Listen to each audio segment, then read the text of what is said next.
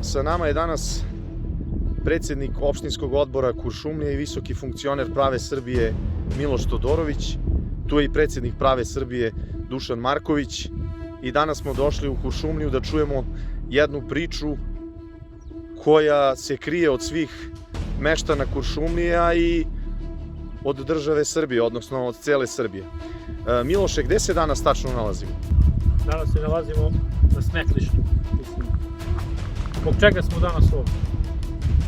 Ovo smetlište ovdje je napravljeno posle određenih dešavanja koja su uznemirila javnost i građane Kuršumlija i sela Bazura.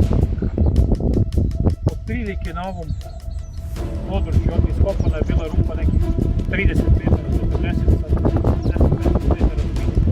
Stavljena je bila folija i tu su kamioni istovarali otpad. Neki ljudi što su vozili te kamione su nam rekli da su nuklearni otpad ili radioaktivni otpad. Posle istovaranja tih kamiona to je bilo betonirano. Da bi se zamaskirao ceo taj poduhvat, oni su stvorili su ovo smetlište ovdje. U stvari deponiju praktično. Deponiju. Da bi, ako dođu neki, ako to pakne nekog ekologa ili ako Evropsku uniju bude potreslo izumiranje životinjskih vrsta koje borave u ovim našim šumama ili u slivu potoka koji teče dole, koji se uliva u Banjsko, a Banjska se uliva u Toplicu, i vidjeli smo one silne pomore riba što su bile Toplicom, da kaže da je to ipak od smeća. Mi hoćemo da ispitamo šta se nalazi u ovoj našoj zemlji. Da li je to nuklearni otpad, radioaktivni otpad i ko je uzeo pare da se to dotera tu. Zbog čega opštinski organi nisu nikad htjeli da pokrenu pitanje. Mi smo par puta išli opštinu da tražimo da se vidi šta je to tu, ali to nikom interesuje, ne dotiče, da vidimo šta zagađuje našu zemlju i ko je sve učesnik i saučesnik u skrivanju istine i ekocidu srpske zemlje i srpskih života. Još jedno pitanje, koje godine otprilike se desio taj... Pre 10 godina. Pre 10 godina. 10-15 godina. U tome su znači učestvovale i lokalne i republičke vlasti.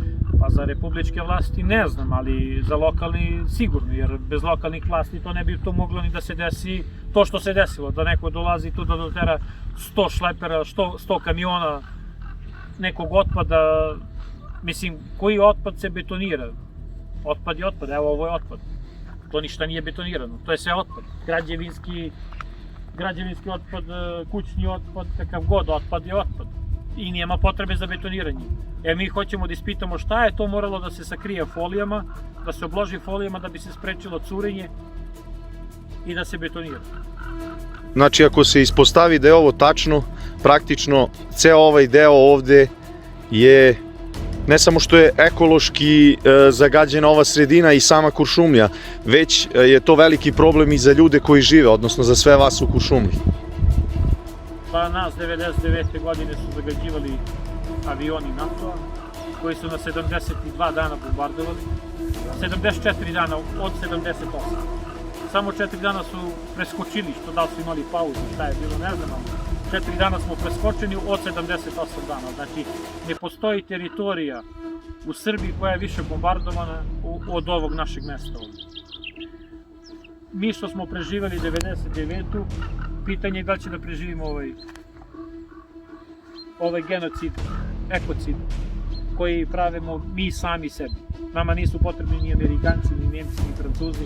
Dovoljni smo mi sami sebi da sami sebi uništimo.